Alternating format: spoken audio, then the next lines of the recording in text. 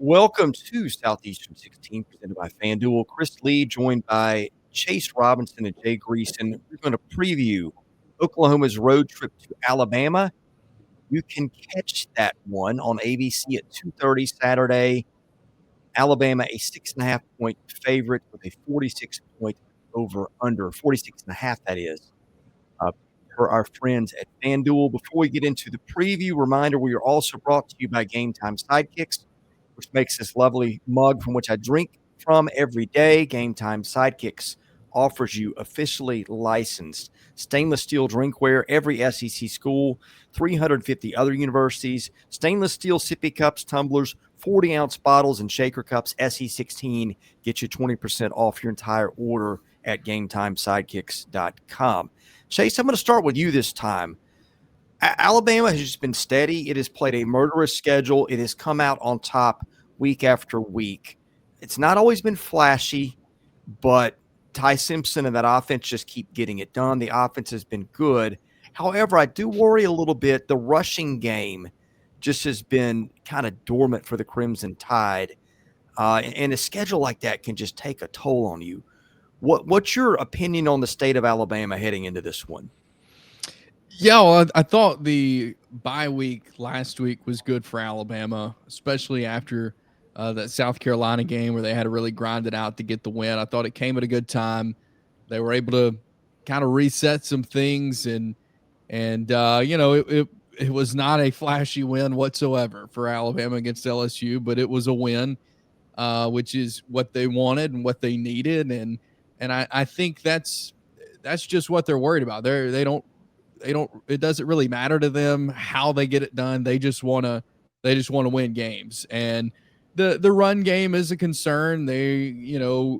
But I think they're utilizing screen passes, short passes, which obviously go down as, receiving yards, but you could kind of consider that the run game of sorts because they're utilizing their running backs in those situations. And so I think they've done good at that. So while it's not a traditional run game, they are utilizing the running backs that way, which I think is a good sign. Will we see the run game more? Possibly. But this coaching staff has had a lot of success throwing the football in years past. So I don't think they're going to just go away from the run game, but that is something that you definitely need to see improve if they play for an SEC championship. If they get into the playoffs, you're going to need to be able to run the football and not just be one-dimensional. Jay, let's talk Oklahoma. The defense has been the thing that has propped the Sooners up consistently all year, that the offense has been hit or miss. A lot of that had to do with John Mateer's health. Last time out in Knoxville, Tennessee just about ran Oklahoma off the field on the stat sheet, but the kicking game, turnovers, and Oklahoma's ability to generate enough offense was kind of the difference. What do we make of the Sooners, who I think like you're certainly not in a worse position offensively with 2 more weeks for John Mateer to get healthy, right? No, you can't be. And there are a lot of layers to all of this. I think coming into the year, and it's proven out, we probably underrated Oklahoma, especially that front seven. They're second in the league, allowing only 82 rushing yards a game across their 9 games, and they've got the best scoring defense in the SEC at 14, a smidge more than 14 a game. I also think Chase referenced the running difficulties that Alabama's had. A lot of that the offensive line's not been as good as I thought they were going to be. And that includes Caden Proctor. But some of it's Alabama. You asked me about the Oklahoma defense. They better be loaded up for that bevy of talented wide receivers, because I think this is a pass first, pass second, pass always type of approach. Because, yes, Chase, I do believe they're figuring out short passes and whatever else. But I think Alabama offensively and wisely has turned it over to the best player on their team, and that's Ty Simpson. And I don't know how many of us had that sentence coming out of any of our mouths at the beginning of the year with all the question marks. So Oklahoma's been tremendous. They're top 2 in almost every defensive metric in the best conference in America. But they best be buttoned up for what I fully expect to be a vertical attack from Alabama. And whether that's figuring out ways to get more pressure on Simpson, who has been sackable but has not turned it over. I mean, he's got a 21-1 touchdown to INT rate. I mean, Oklahoma is completely comfortable defensively bending and not breaking, but they don't bend all that much either. This is a fascinating matchup with every bit as good a defense as there is in the country against a kid who I think will be invited to New York for the Heisman ceremonies.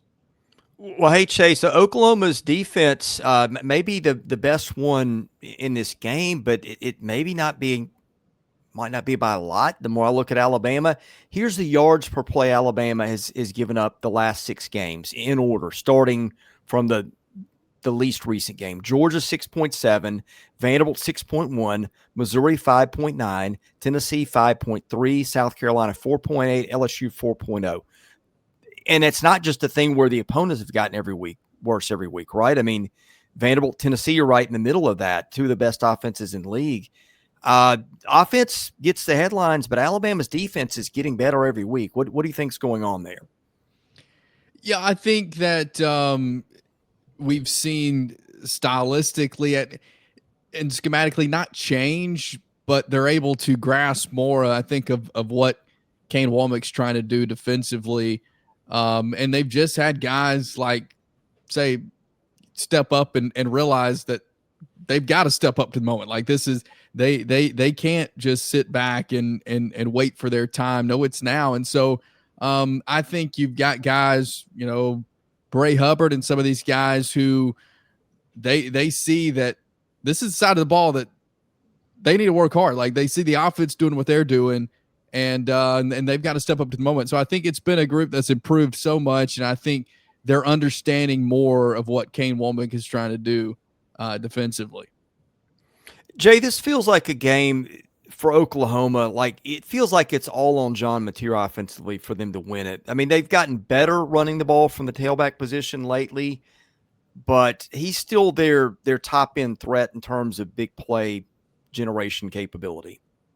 Yeah, without question. But it's been that way really kind of since the start of the season. I mean, you referenced in our live show on Monday here on Southeastern 16, as we did our power rankings, about Mateer's Heisman candidacy early on.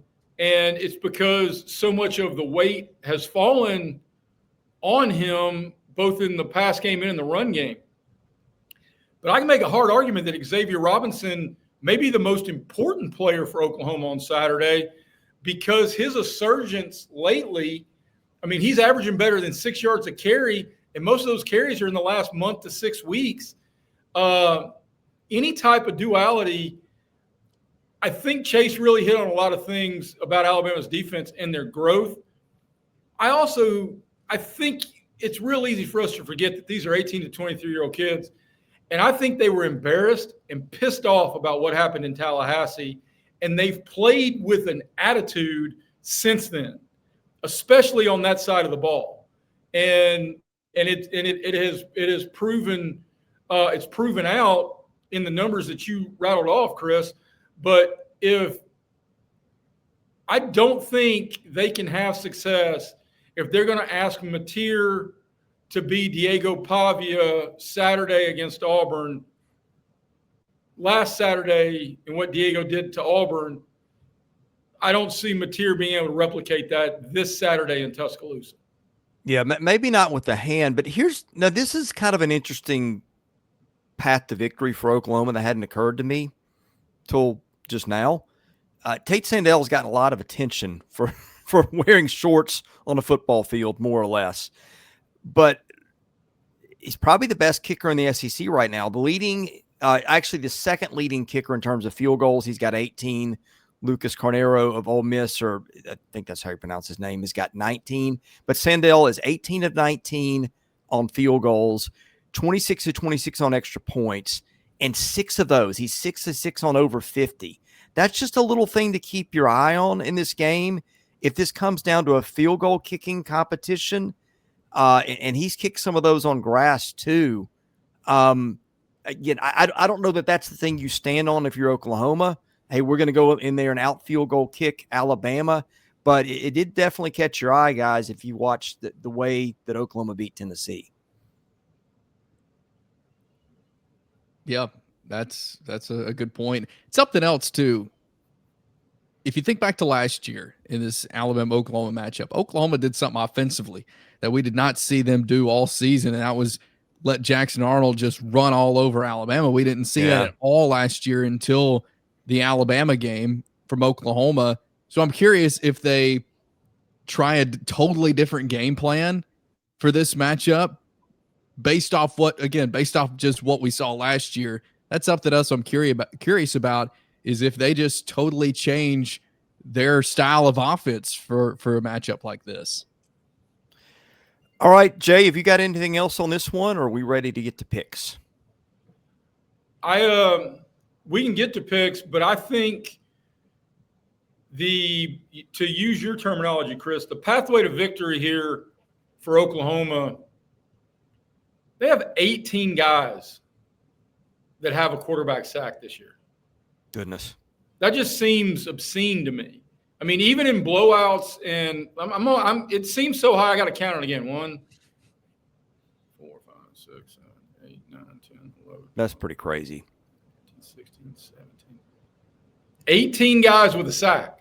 So if you got that many avenues to get to the quarterback, if Ty Simpson has positive rushing yards, then I like Alabama's chances. And what I mean by that is that means they've been able to keep him vertical and dictate game flow as opposed to giving up 3, 4, 5, 6 sacks, which really change possessions. All right, let's get into picks and why. We'll do a separate depending on the over-under total. Jay, who are you taking here and why?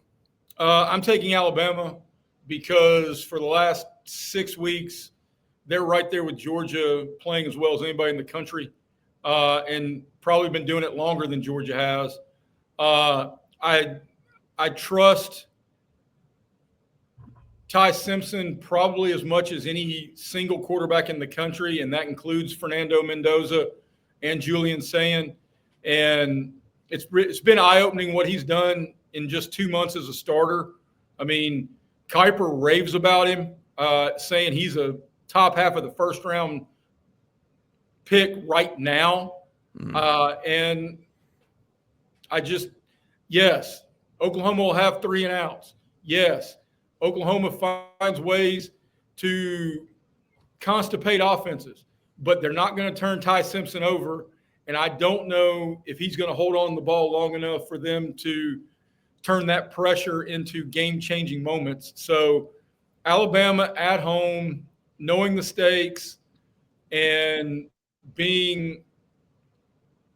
having the better quarterback and the more complete offense. Look, Ty Simpson's got more help than Mateer does. And I think that plays out in a lot of ways on Saturday. I'm taking Alabama too. I think it's going to be close. I think Alabama does win it, though. I think being at home helps. It may not be the prettiest of games, but I do think Alabama gets the win. Yeah, I'm with you guys. I think I circled 3 things: home field advantage being one, ability to generate turnovers. Alabama, the offense turns it over 0.7% of snaps. That's the best rate in the league. And guess who's got the best rate of turnovers forced in the league per snap? That's also Alabama, 3.2% of snaps. Oklahoma's defense really does not force a lot of turnovers. It does some other great things. I do think each team's ability to run the ball is in doubt based on what we've seen, but I do trust Ty Simpson to generate a passing play. And, oh, by the way, first down's a big thing. Oklahoma's best first down total in SEC games, you're looking at 20. That was against South Carolina. Alabama's been dropping a little bit lately, just 17 first downs against South Carolina, the same against LSU, but it had 25 against Georgia, 26 against Vandy, 22 Missouri, 23 Tennessee. I just think ball control and game script seems to favor Alabama here. All right, I'm going to ask y'all's opinion on the total in just a minute. And again, that is 46.5 at FanDuel. Chase, while I'm doing it, I'm going to have you check the weather forecast because that might play into my pick. But first of all, a reminder, we're brought to you by Yearly Company, which is a Nashville-based fine jewelry company here in my backyard. It's a brand built on tradition, designed for meaning. Each piece handcrafted from solid 14-karat gold and natural gemstones made to measure for a perfect fit, backed by a lifetime guarantee. Every Yearly Company bangle is custom sized, so knowing your size is the most important first step before ordering. That's where the sizing kit comes in. Order with code SE16KIT, and that takes 100% off your sizing kit at checkout. Get ahead of Christmas.